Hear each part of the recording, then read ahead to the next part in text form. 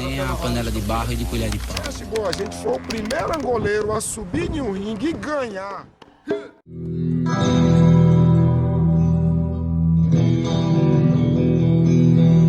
E não é uma camada única, não existe uma história em linha. Existem vários processos de poder, contra poder e relações, né? Porque dentro da própria estrutura escravocrata no Brasil também existia, por exemplo, um escravizado que nascia no Brasil, ele achava que ele não tinha que fazer o serviço de um escravizado que vinha da África, porque ele nasceu no Brasil, então ele já está acima. Então essas nuances, assim, talvez o pessoal do movimento negro possa ouvir depois esse meu vídeo e comentar aí, né? Mas no fundo é assim, a história é a história, né? As coisas que são. Nós somos seres humanos, né? O que me define, ser bom ou mal, não tem a ver com a cor da minha pele. É evidente que eu, sendo branco, eu vou ter certos privilégios no Brasil do que o negro. Eu tenho que entender isso. Se eu não entender isso, né, eu não estou sendo capoeirista, porque o capoeirista tem que entender o que são privilégios, né? Então, se você tem uma capoeira da Zona Sul de academia, vai ser uma capoeira com uma visão, né? E não vai ter a visão do cara que está na comunidade, na favela, que está tá no corre, está no dia a dia, na batalha danada. Não vai ter, não tem como, né? Então, essa reflexão das instituições aqui, porque o que eu estou dizendo, a instituição é feita por quê? Pelas pessoas, né? Por pessoas. E quem é que faz parte dessas instituições? Então, se você vai em Portugal, eu moro lá há 30 anos, eu sei a política portuguesa, eu estou lá, tá entendendo? Então, quer dizer, não existe santos, não tem santo. Não existe santidade, o bonzinho, não existe, né? Então, quer dizer, os negreiros, todo mundo que fez parte do tráfico atlântico de pessoas, tem culpa. Ou seja, dessa visão colonialista que é um Estado subjugar o outro. Ao longo dos anos, desde o século XV, o primeiro lote de escravizados que chega em Portugal é em 1444. Antes já existiam capturas pequenas, mas o lote de 130 pessoas escravizadas chega em Lagos, em 1444. A partir daí abre-se a porta desse comércio transatlântico de pessoas, né? E o reino, ele vai lucrar, porque ele ganhava sempre imposto em cima dessas vendas. Então você vai ter arqueamento de barcos, você vai ter começando a ter regras de transporte. Às vezes, que fez regras bondosas para que as pessoas não morressem. Não, era para poder a matéria-prima, o produto não morrer, ele não ter prejuízo, né? Não era por benevolência. Tem que dar mais água. Pronto, porque a galera não dava água. Então é obrigado a dar água.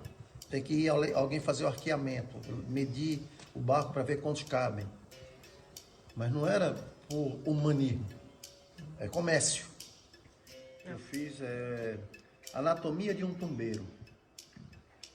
Anatomia de um tumbeiro. O tumbeiro era os navios que transportavam os escravizados. Porque tumba, catatumba, tem a ver com caixão, morte, um lugar de morte. E é assim que se chamavam esses navios, tumbeiros. Nós temos que nos confrontar com isso, com a verdade, né? Aconteceu, está lá. Não é fingir que não aconteceu. Né? Então, às vezes, a pessoa está na capoeira hoje, comendo esse filezinho feito, tudo muito bom, mas às vezes não devolve a capoeira, não dá de volta para os ancestrais da capoeira aquilo que deveriam receber. Então, quer dizer, a gente tem que realmente ter um papel ativo dentro da capoeira de construir estruturas ou ajudar que estruturas dessas funcionem realmente. Equidade. Então, se a gente não fizer isso, a gente só está se aproveitando daquilo que herdamos de forma muito... né? Acho que é uma prática vazia só praticar capoeira e viver dela ou estar nela sem devolver um pouco para qualquer área dessa que eu estou falando. O que não falta é lugar para se trabalhar e para se investir e para se ajudar, né? Então, eu acho que essas instituições de poder, elas ainda carecem muito de mudanças. quando um jovem do nosso grupo começa a capoeira com a gente, isso aqui que eu estou fazendo aqui, a gente faz 3, 4 vezes no mês, eles estão recebendo esse tipo de informação. Aqui a galera é prova. Todo evento a gente tem que ir no museu, todo evento tem esse tipo de conversa, e são jovens de 10 anos, 9, 8. Eu não sei se um cara desse aí um dia não vai ser um presidente, ou que vai ser um chefe de câmara de não sei das quantas, que vai ser um líder de uma empresa, vai ser um empresário de sucesso.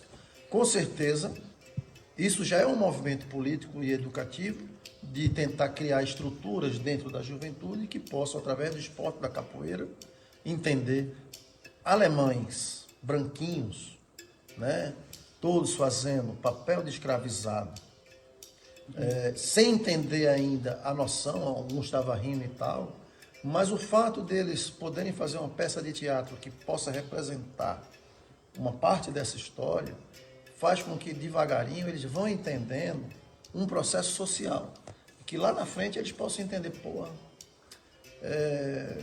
eu teria que fazer mais isso, aquilo. Consciência, tomada de consciência, né? Eu acho que é importante os capoeiristas entenderem o processo de escravização de pessoas. Por exemplo, se você for ver as ferramentas de tortura e a forma de tratamento num tumbeiro, você vai começar a ter uma relação muito mais profunda no sentimento dessa diáspora africana e do que resultou a capoeira. Do que a capoeira é resultado, né? Eu acho que o colonialismo foi um período dificílimo humano. Se você pensar bem, foram retirados cerca de 13 milhões para a época. A população hoje terrena é muito maior, mas eu não sei qual era a população, digamos, africana na época, mas você tirar 13 milhões de pessoas de um continente, e você não tira pessoas doentes, você não tira pessoas já mais velhas e tal, você tira pessoas sadias, você tira a juventude, mulheres, porque as mulheres, nessa época, as mulheres eram como se fosse um tesouro, né? Na parte demográfica. Em qualquer reino antigo, da Idade Média, seja o que for, a gente vai entrar na coisa do gênero daqui a pouco. Mas só para dizer que a sociedade e as civilizações olhavam para as mulheres como procriadoras, pura e simplesmente. Não tinha esse sentimento de... a cultura grega dizia que as mulheres eram cavernosas, falando da vagina, falando dos órgãos sexuais, no sentido de que aquilo poderia prender o homem, poderia atrapalhar a vida de um homem. Tanto que os homens muitas vezes tinham as relações entre eles mesmos, a iniciação sexual era entre homens. Eles não viam a mulher como essa coisa familiar. A mulher era para fazer uma família, para gerar o herdeiro e tomar conta dos escravizados, etc, etc. Então, essa visão humana que atravessa, né, quando você vai prender escravizados, as mulheres valiam muito, porque poderiam gerar mais escravizados, né? Eram fruto de violência, de estupros, etc, etc. Existiu coisas escritas, que eu tenho até que pesquisar sobre isso de novo, que é os filhos da terra, que era um processo em que os portugueses decidiram e pensaram que, sendo um país pequeno com pouca população e tendo um império tão grande, precisaria de mão de obra militar. Se eu sou senhor de engenho e eu violo, estrupo uma escravizada, o filho dela, ele vai ter um papel dentro do sistema senhorial da Casa Grande, um papel proeminente. Ele não vai comer na minha mesa, ele vai comer na cozinha ou no quintal, mas não vai estar na senzala. E quando acontecer algum problema, ele vai sempre defender o meu direito. Ele vai estar sempre ao lado do pai, ele não vai estar ao lado dos outros. Então, o capitão do mato, o dito capitão do mato da capoeira, são essas pessoas, que eram muitas vezes criadas dentro do sistema para oprimir o outro. Então, às vezes, era irmão de cor. Era um irmão de cor que Se você for na África hoje, os meninos aí podem me dizer isso aí, pode até... negros brasileiros que chegam na África eles não são considerados negros, ou africanos, ou pretos, ou, por causa da cor, né? A diferença de tonalidade. Ou até mesmo, dentro de cada sistema social africano, existia uma forma de ver o cara que era filho de branco, o mestiço, ou não sei o quê. Tarará. Ou seja, toda essa estrutura é fruto de colonialismo. Ou seja, como a gente se olha uns aos outros, como a gente se olha a nós mesmos, como a gente aceita o outro, como a gente não aceita o outro, o que cada um é. Então, o colonialismo, ele trouxe essa... Né, a Alemanha, se a gente for pensar a Segunda Guerra Mundial, o que aconteceu aqui, né, e os estudos que foram feitos, né, a ciência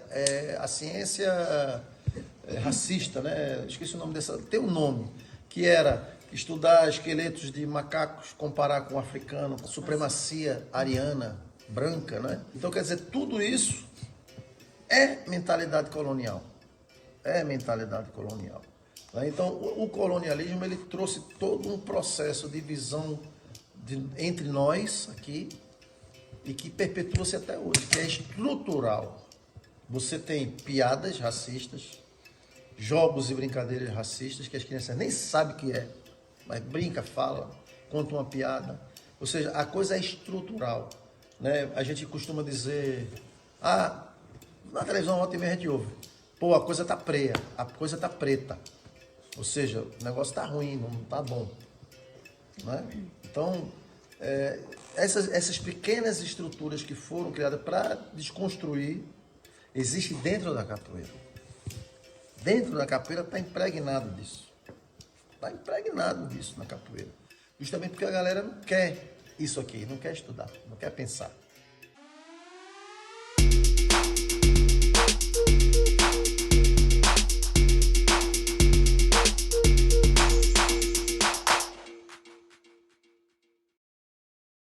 Eu saí, cheguei na base, tava Nem a panela de barro e de colher de pau. Chegou, a gente foi o primeiro angoleiro a subir em um ringue e ganhar.